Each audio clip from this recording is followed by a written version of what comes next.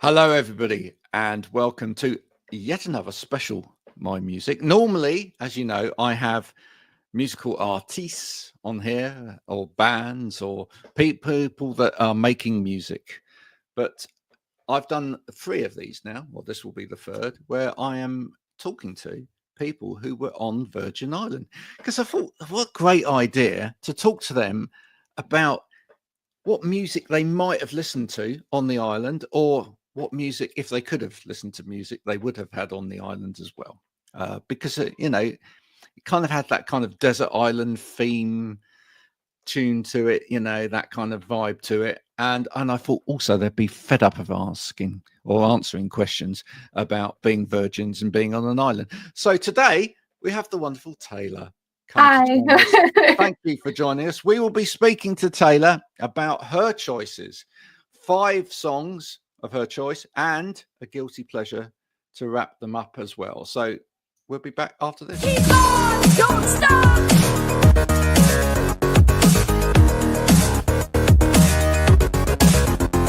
Keep on, don't stop.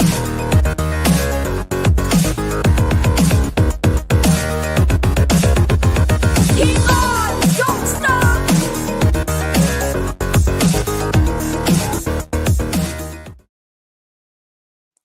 Did you enjoy the cat? The cat? Yeah, I love the cat. Yeah, cat's great. I love watching sometimes some of the most serious artists in the world, and I put that bit of music on, and they're meant to be really cool and like Mr. Rock or whatever, and they're sitting there going, bopping along. Yeah, I caught you. I saw you. And then they come on and they're like, yeah. It's great. Your choices for this. Did you... Should I apologize now? Or? No, I was going to say, start with, did you see either the other 2 ones of these that I did?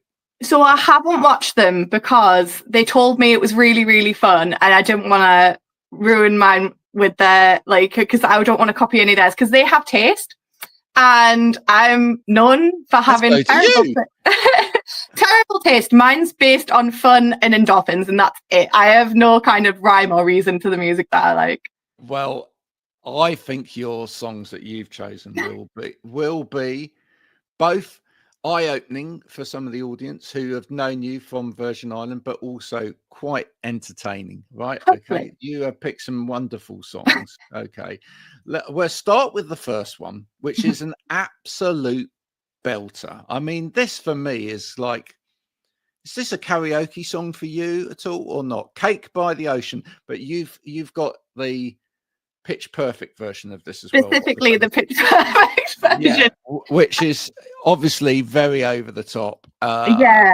Highly produced and slightly camp. Why that song? So I love it. I feel like if you put it on, everybody, I usually put it on a car playlist or something, like for getting ready, because especially the over-the-top camp Pitch Perfect version with like all of the polyphonics in the middle, everyone gets into it and you get people singing all the different parts, so it's great. I sing it on the way to work usually, just to get myself amped up. Awesome. But as soon as you hear it open up with the everybody knows what it is. I'm like, yeah.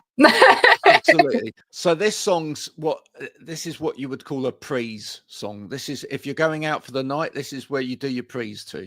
If this came on in the club, I would lose my mind. If this came on, I would be like, when everyone's like, stop, we need to go to the dance floor now, make way. Like, I would be running from wherever I was in the club to the dance floor for that one. Okay, great. What other songs, if you're in the club, what other songs get you straight out there on the dance floor? There's so many. I love, you want to hear the songs that have been like earwigging you. So like anything by Chappell Roan, like anything like that. At the moment, everyone's going for that, K-pop Demon Hunters. Yeah. I've seen there's a DJ, I think he's in France, who plays it. He plays it in one of his sets, and he records like the crowd reaction when it comes on and the insanity of everyone going, oh my God, I know this song, because it's such a guilty pleasure. And I think like guilty pleasure songs in the club are the best ones, because you're a little bit more free, you're enjoying yourself with your friends, and an absolute banger comes on and you're like, I know where I need to be. Right. One thing I would say though is I do evacuate the dance floor if I hear that Climb Every Mountain by just because it's so overplayed. I feel like I've been to too many clubs where Climb Every Mountain's on about 5 times in an hour. That's too much. That's too much. Yeah, you just leave the one person on the dance floor just enjoying their euphoric moment on their own. Yes, you have fun. I'll get a drink. This is why I have kids, right? Is so that I know about these things. Right? So when you talk about this, this demon hunters thing, or whatever. Really? Like my son, who's at university in Bristol at the moment, came home for the weekend the other day because it was our eldest's birthday. So we did a sneak surprise. We put a coat over him and pushed him into the kitchen because we said, "And here's your other birthday present," and then unveiled him because his eldest brother didn't know he was coming home. And he said, "Oh, you've got to watch this K-pop Demon Hunters." And we all went listening to it. We went, "Really? Is that something we all want to watch or whatever?" And then in the car, he played me like this, and I was like, "That's pretty cool, actually." It's brilliant. It's like done by proper musicians as well. I think that's what it needs, is like just a bit more care into it and things like that. But the title is very cheesy, and that's why people are like, "Oh, it's animated, it's got a cheesy title." I love like the behind the scenes of animation. I love watching all of the extras and stuff like that. So I love animation because of how much care goes into it. Like they have to curate every scene. Nothing happens by accident. So like I love it. I think it's brilliant. I know all the words except for there's like sometimes they jump into Korean for a little bit, which is fabulous, but I know I'm butchering the like pronunciation of them. So I'm like in shame, but like jamming along. It's great. Well, that's like when Gangnam Style came out. Oh, absolutely. Right, who actually knew all of the word or what that meant? I mean, we just like mouthed these sounds, didn't we? And we were just enjoying the bop. We just absolutely enjoyed it. Yeah, no, absolutely. And we all did that kind of dance, and it was, I still pull out with the club. Do you know what? We all need that occasionally. Do you know what? It's almost allows people that dad dance, in my humble opinion, to be able to join in. Yeah, I think everyone should just join in. I think there's a lot put on like needing to do it well. That is not a requirement. It's like karaoke. Dancing's just about vibes. Yeah. Do you do karaoke? I love karaoke. Yeah. What's your go-to karaoke song? Never Enough from Greatest Showman, usually, or like I can do big tune. I can do a mean Evanescence, Breathe Me to Life. Like I really? This is the thing, is like I'm not shy, and I sang a lot on the island, and I sing a lot at home and about and doing things. And I don't think I'm terrible, but some people tell me I'm good, and then my sister's like, "Please, just shut up." So there's you must have seen then on the old Instagram or whatever, or TikTok, the duet between the young girl and her dad doing that song. You seen that? Oh, it melts your heart. Didn't Pink did with her son the 1,000 Dreams, didn't she? Yeah, she did. Yeah, no. Oh, I love things like that. But she had such a powerful voice, and then you thought, "Oh, this is good," and the dad's just going to back her up, and then his voice came in, and it was just like, oh goodness me. So when you do that song, if you do the Wake Me Up song, right, do you manage to get someone on the stage to do the other bit? Oh, the rap, I have tried, right? So it depends where you are. It depends how long people have been singing for, but usually no. Which is devastating. So I have to give it my best, but folks, if you're watching this and you're ever out with Taylor, right, if you can do the rap bit, right, she needs a wing. That would be great. See, I'll do it for other people, because I was at karaoke, and there was an older gentleman who was there with his friends and stuff, and he was a really amazing Meatloaf singer, and he does impersonations and stuff. And he said, "I really want to sing this song. I just heard you do that song. Can you sing the end of 2 out of 3 ain't bad? Where the girl comes in." I was like, absolutely. So I'm holding a mic just sat at my table. He does the 3 minutes or whatever it is. Don't be said. Yeah. And then I just stand up with a mic and people were like, what is happening? I was like, this was planned. But I stand up with the mic and I'm like, yes. Like, I think when you can do that as like a community and no one gets judged for anything, brilliant. I love that. My go-tos are still to this day either a Bon Jovi. Love to do a bit of Bon Jovi. Yeah. Absolutely. Shout to the heart. And so it's either that or Sex is on Fire. Oh yeah, absolutely. Yeah.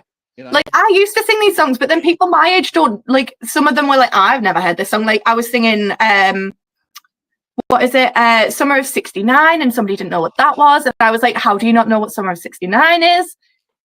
Yeah. Just these are like things where like some younger people have no idea. I had to explain to a girl who Panic at the Disco was, and I felt like I was aging as I was explaining it.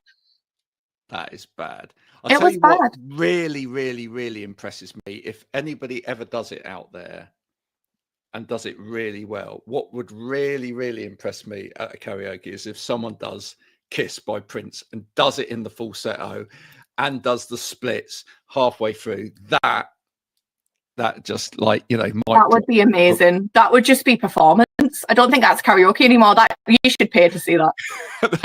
that is just, if anyone ever does that, that's mic drop. That's like, if you do it, mic drop, send a hat round. That's how you have to do it. That's brilliant. That's definitely there. Next song, Colorado. I love a bit of Renée Rapp. Yeah. Yeah. Because she's a great mean girl, or I've always loved her music, but she's fantastic in Mean Girls. I'll have that, like, attest to that. But like, it's just, I feel like she's very honest. She's very much herself.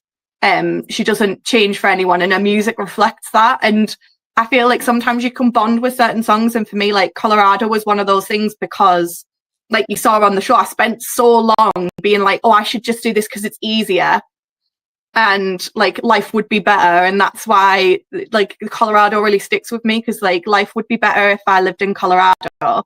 And my favorite line in it is I'd rather the devil I know than the heaven I don't. And I was like, oh, like it just broke my heart. But now obviously I'm much more in ownership of who I am, and I can still relate to the song, but I relate more to the fact that she's like, at the end, she's like, I don't need it. Like, that's the whole point, is like, it could be easier, could be a lot easier, but if you're doing it right, I just like the meaning behind it. I'm gushing a bit, like the dream. Have you bought the new album? I haven't, no, but that is financially related. That's simply because I'm currently struggling at Lidl, so I don't feel like I should be making any massive expenditures. Lidl's pay more. Oh, actually, they do pay quite well for, you know, but you know, pay this lady more, or somebody give Taylor a job where she gets more money. Well, I've got a new job actually, which is very exciting. I'm at near the end of my first month, so hopefully a nice shiny wage check will be coming my way. Yeah. But yeah, I've had the worst luck of the entire like cast, I think, this last year. But no. That is, it's not a reflection on anything. I think sometimes your luck just turns, and I'm waiting for it to kick back the other direction. Well, listen, and here's the other thing as well. If you're from the record company, I'll have to look up which record company Renée's on, but if you're from the record company, just send Taylor a copy, please. Please. Would you just do that? Right, she'll do a promo. She'll like hold it up and go, look at this is one of my favorite albums and whatever. She'll do all of that. Right, just send her the bundle with the t-shirt and everything else, and she'll do some promo for you. Straight on the wall, just like a little shrine to Renée. I just feel like you need a bit more Renée in your life. That would be marvelous. Now, your third song. Sometimes people pick things. I'm rubbish at names, and I'm particularly bad at languages, although I've just picked up a French client this week. So this is you can probably pronounce this better than me. Ma meilleur ennemi, which means my best enemy. Yes? Yeah, ma meilleur ennemi. Yeah. Yeah. Okay, I nearly got it right. So this is from another animated thing. It is. It's from Arcane. I'm such a I love animated, like nerdy rubbish. I'm like, yeah. Do you read animes as well? Have you read things? Yeah. You've done all of like Death Note and all of those, have you? Or I have to say, I haven't committed to like a long-term manga since I was quite young. Like when I was about I did do Death Note when I was about 16 or anything like that. But now, because I only have time, I just read like the cheesiest, the tropiest, like biggest, cheesiest like mangas I can find. Which was the biggest series you ever read? Like My Hero Academia or what? So I watched the episode, like the episodes. I remember being a big High School Host Club fan. Like that was my and at the moment, like my quintessential piece that I cannot find any merch for. So if anyone's making merch, so I call it the Green Lesbians one, but it's called The Guy She Was Into Wasn't a Guy After All or something. And the art style is black and white with like green focus pieces. So it's like referred to as the Green Lesbian manga, and it's music based, and they like old rock. So like they'll reference a song, and like the goal is to read it, and when they reference a song, you put on that song and read the rest of the chapter because it's like themed. Wow. Like brilliant. It has its own playlist. It's like if you're gonna go for like a manga that you can really like get your teeth into, and it's such a cute story, like it's all very much like a miscommunication trope to start off with, and then she works out like the guy she was into is actually a girl who she knows, and then she's like, oh, but I still kind of like her, and it's that kind of coming of age, and they both like the same kind of music, and they bond over that because their friends don't understand it. It's good. It's really interesting to read. Well, there's some reasons there, isn't there, as well, for picking a sort of coming of age, kind of getting into your own head or whatever, especially with the island or whatever. What did you find that any piece of music whilst you were on the island kind of connected into the kind of feelings that you were experiencing in terms of understanding yourself more? I find that's the case with most music, but on the island, because we didn't have access to music, like for the most part, we didn't have access to music. We were just all talking. So a lot of the interactions we had with music is us singing together. So it was more choosing songs that everyone knew the words to, having fun with it, and like, you'd sing songs at people. But did any piece of music come to your mind at all when you were experiencing some of the more difficult things or whatever that made you sort of just, because for me, I almost carry music in my head. Yeah, well. my theme tune for that. I mean, there was a few I really liked. That one was always in my head, but the like Colorado and things like that. I kind of went very Chappell Roan, like heavily into the Chappell Roan. I discovered, I think, not long before, I think like she kind of came about last year as well, where she kind of became more mainstream. But I discovered her, I think, just before, and afterwards I was like, no, right, we're locked in. This is my life now. Because I really like related to a lot of her music. So I think that, and then I can't really think, because it was a while ago now, if there was any that I particularly liked. But I think it was just kind of whatever came to mind. Have you got big Queen energy when you need it? Oh yeah. Massive. The choreography, everything comes out. I'm ready. Oh, I love it. Absolutely. Where are you based in the country? Which part of the country are you in? I'm in the northeast. I'm in an area called Teesside. Right. Okay. I know the northeast. Oh, do you? Yeah. I went to university in Sunderland, so I so know. More in common than we anticipated. There you go. What did you do at Sunderland? Primary education. There you go. I did communication studies. It was the degree that when you walked into the toilet in the library, in the men's toilets, there was on the toilet roll holder, it said communication studies degrees, free, please take one. Well, I can't claim to know that, having never been in that particular stall, but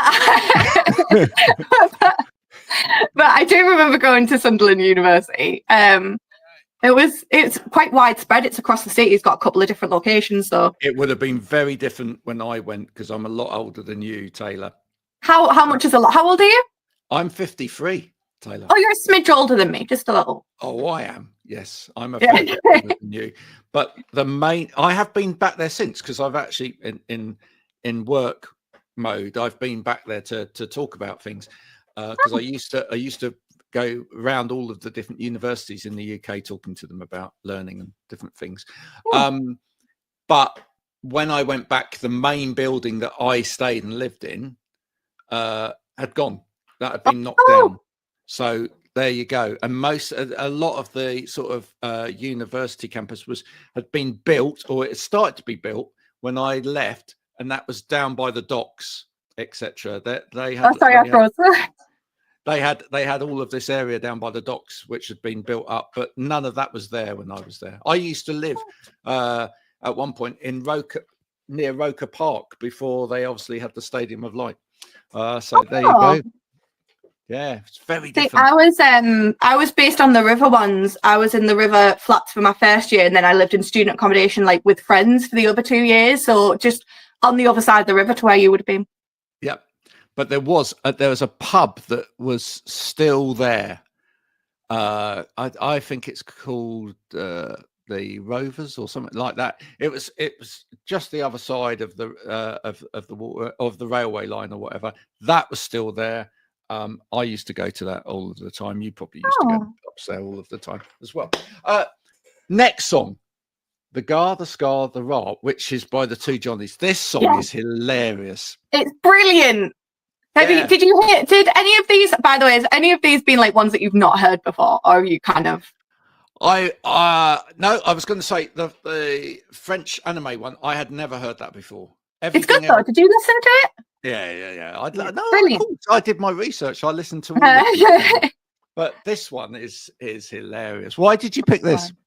I love it. I love that. So I've got Irish family. We come from Irish. So I'm half Irish, half tall. I found it one day. We were on our way. It was me and a friend. We were off on a little road trip together, and it came up on our recommended, and it came up with the Gar, the Scar, and the Ra. And I was like, this is brilliant. And I think we had their playlist on repeat for the whole journey there, which was about 2 hours. So we were just listening to the same 6 songs over and over again. But the Gar, the Scar, and the Ra is brilliant. And then I'm So Hungover I Could Die is so relatable. To me, it's got some of the attitude of some of the great new wave of indie bands that are out there. People like the Raytons and people like that. So I don't know whether you're into stuff like that. But it's got some of that kind of, indie guitar rawness, which is coming back through in a lot of the indie scene. But it's obviously it's fun as well. It kind of reminds me of going back in time to when I was a student, a little bit of people like Carter, the Unstoppable Sex Machine as well, in terms of the sort of the fun. Yeah, I think it's fun. It's so fun when you sing along to it. You can sing along to it every single time. You won't get bored. Like you could just play it on repeat. Because as soon as it comes out, it's like, I met her at Belvoir College in Dublin. She was studying arts or history or something. I was like, this is brilliant. Like, it's a little story, and then you obviously you need to, so some of the things like the Gar, the Scar, and the Ra is like, obviously it helps to know what they are. Apparently it's not necessary, according to my friend Kirsty, who also really enjoyed the song. Explain for people that don't know, what are they? So this is where I'm gonna forget. So Ska is a type of music, like ska bands. The R is the RA, which I think is the Republican Army or the Republic Army, or which is basically it was quite an aggressive Irish land army, and that still retain a lot of the southernmost part of Ireland. And then they're brilliant, but when I worked in Ireland as well, I went to a trad music night, and it was brilliant. It was really good, but I had to be very quiet because my English accent could have caused issues. And I'm not great at being quiet. And then the Gar. What's the Gar? I've completely forgotten what the Gar is. If you know what the Gar is out there, you've got to comment on the podcast right now. Okay. You can fill in the blank for Taylor. I think the D is possibly like the police force. or something like, I can't quite remember, but it's a brilliant song. You should definitely listen to it. He's basically complaining that he's met the girl of his dreams and her family's terrifying, and I think everyone can relate to being afraid of their in-laws. Well, according to this, the GAR is the Gaelic Athletic Association. So I had no idea. Okay, so apparently that's Ireland's largest sporting and cultural organisation. Yeah. The That Gaelic makes sense. games like hurling, etc. There we go. Oh, like, and Gaelic football and things. That makes more sense than the police. I was confused because I'd forgotten what it was. I did used to know.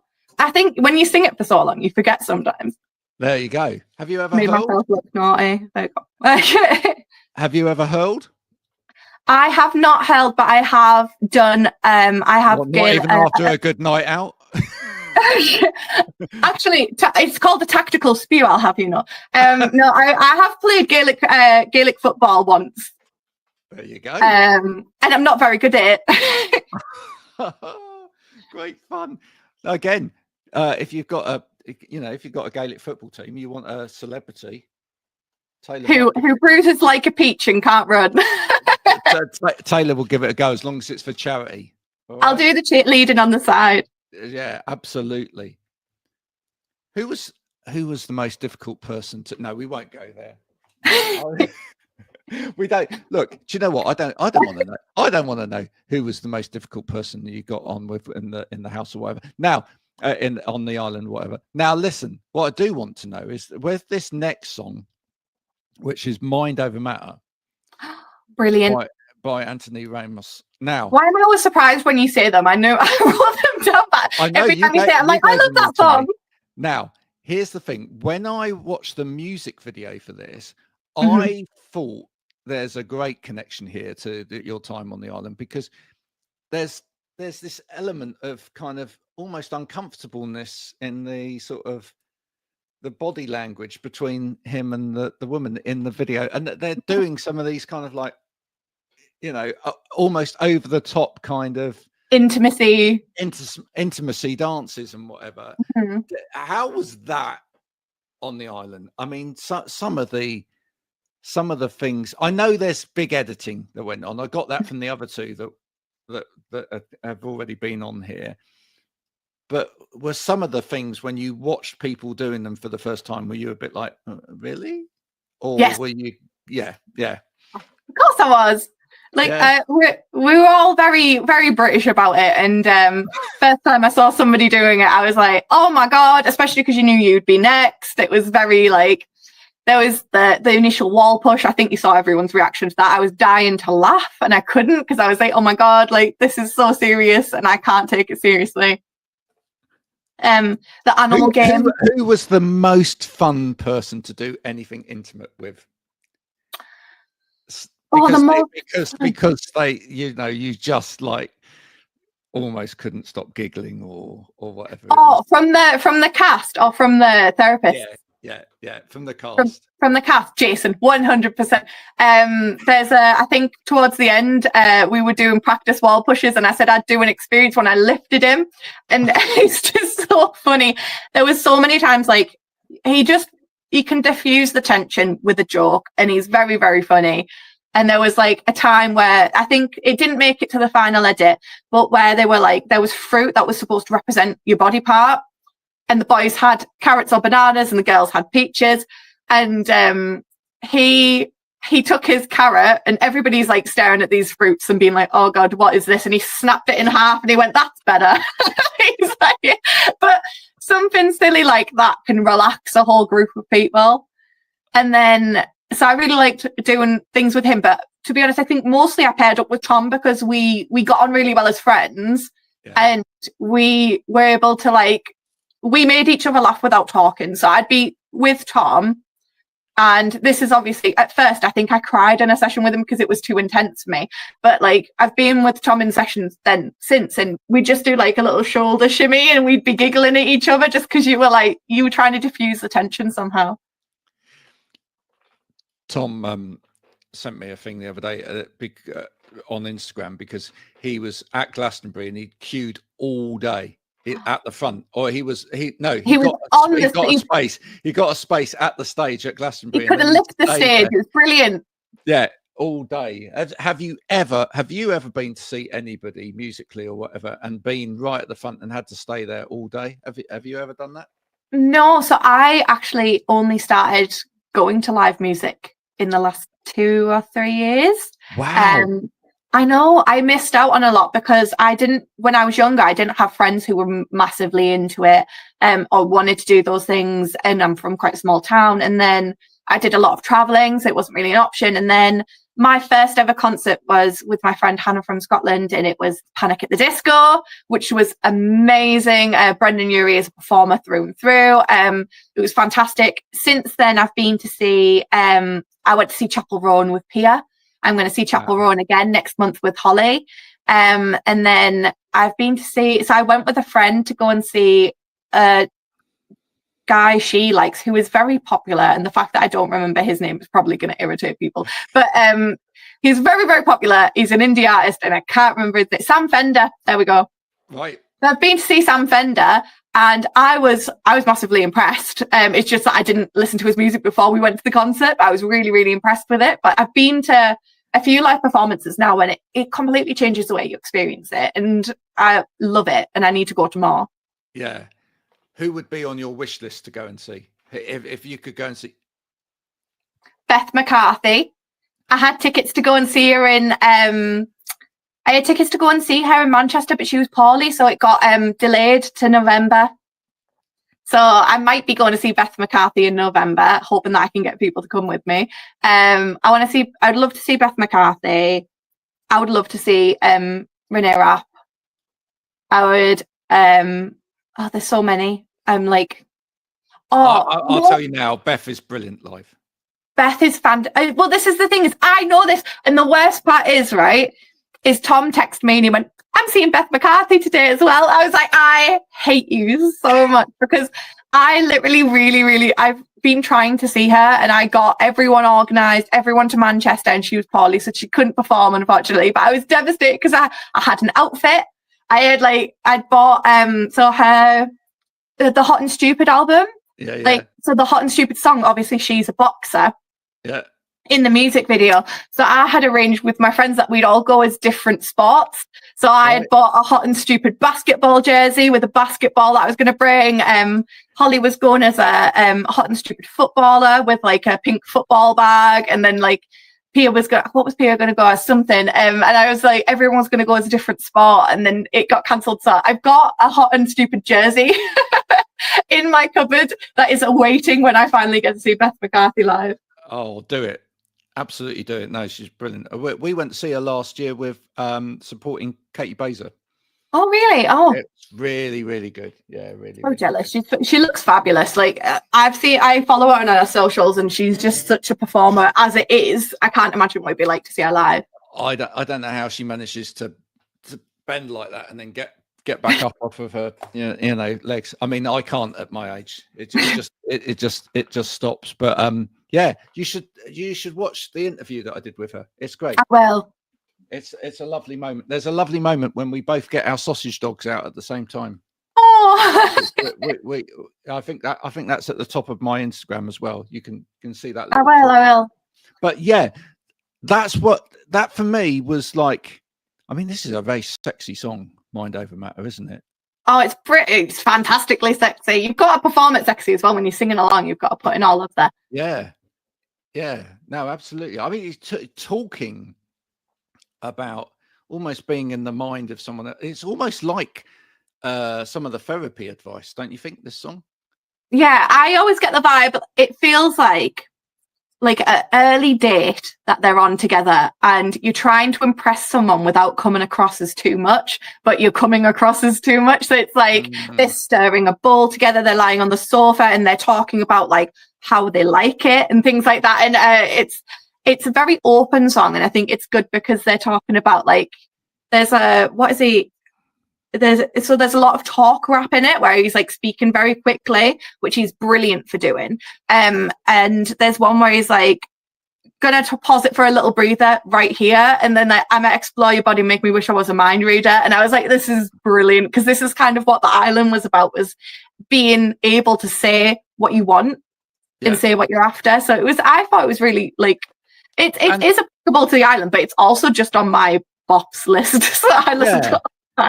But it was, I mean, that experience on the island was about sort of understanding, you know, you've got to read the other person. You've got to get into somebody else's mind to be intimate with them, haven't you? Yeah, it was about more than sex. It was about intimacy in general, which is a much wider topic. Yeah. As I said when I spoke to Tom, I mean, I think there's other TV programs at the moment that are exploring the sex side of things a lot more than this show. We did. I mean, yeah. Oh yeah. I mean, I think, do you feel like it almost got a little bit too much kind of sort of play in the sex area, if you know what I mean, because of the topic, whereas actually it was far more about intimacy than it was about. So for me, it was like therapy and intimacy, and it got labelled as, before it came out, there was a lot of talk about it being like they're taking these vulnerable people and putting them on an island and forcing them to have sex with each other, which was wrong on 2 counts. And that wasn't the case. It's also been shown as like a dating program, which I think really went against the point of obviously, like, if you have a connection, you have a connection, but that's not the point of the show. Like, we weren't supposed to date each other. The goal wasn't to find someone on the island and go home with them. The goal was to go and find yourself. And I feel like I did that, and I've come out with loads of friends as well. But I feel like some people missed the point. And there was a lot of people who were trying to like match up and like match people up and say like these people should be together. And I don't agree with it being a dating program. That's not what it was supposed to be. Obviously, like pressure. No one needs that pressure, and that's no. It was, and bearing in mind that there was only 12 of us, and especially for me being like, I worked out as a lesbian halfway through, that immediately cut down my like options. So like, and then they're all straight. So I was like, it's one of those things where if it was a dating show, I don't think I would have done it. I went on it as a therapy show for intimacy and to learn more about myself and how to do things and please other people and please myself when I got back home. And it kind of, I feel people are so used to this dating program after dating program after dating program, or where they put like, what's too hot to handle, where they put people in situations where they are pressured into forming relationships and having sex. And most of those don't last because they're built in a hot pot. And as soon as you go home, you're going to cool off. So like, I don't know if they work. I can't say because I've not experienced it. But for me, that wasn't what I signed up for. It wasn't what I wanted. And I feel like people judged the show based off other shows before they judged it for itself. Yeah. If that makes sense. And I get totally. I think, folks, if you haven't watched the show and you were potentially put off by the title and maybe some of the things you heard about it, give it a go. Give it a shot. It's not what you think it is. It is awkward. I'm not going to lie. It's awkward and it's cringy, but it's cringy because that's the kind of sex that you don't see. If you're watching Too Hot to Handle, they're making out, they're humping each other, they're like everything like this. Yeah. And people don't get cringy about that. People get cringy about the intimacy, which is the holding hands, the trying to build a connection with someone. It's weird what we get cringy about. The stuff that's actually hard. Yeah, the stuff that's actually difficult, the actual connection-y bit. You've been a pleasure to talk to today. You've got one last song, which is a classic. It's a brilliant classic. It is sung by or rapped by one of the greatest actors of all time, one of the greatest comedians of all time, Nanu. It's Robin Williams with Batty Rap. Oh. Why this? It is just brilliant. Oh, it's just fun. It's pure, like, I know every single word. I know all of the background bits. I know all of the polyphonic talking over each other bit. It's like, it's just, I kind of just want to go into the song. You just want to sing it. If you're talking about, you just want to sing it. Go through the whole song. Like, I do all of the, you've got to do all of the things where he's like, I suffer from sciatica and chapped lips. Like, you've got to do the whole intonation on it. It's a brilliant song. And people always judge you for having stuff. Like, I've obviously got an animated song on my earlier list as well, but like, this is from my childhood, and I am dragging it into my adulthood, and I'm making people experience it because it's brilliant. Did you go and see this when you were younger? Did you? What's your earliest memory of this? I had the videotape. And I had Ferngully, and I absolutely loved it. Used to rewind it and put it back on as soon as it brilliant. Videotape wore it through, that kind of thing.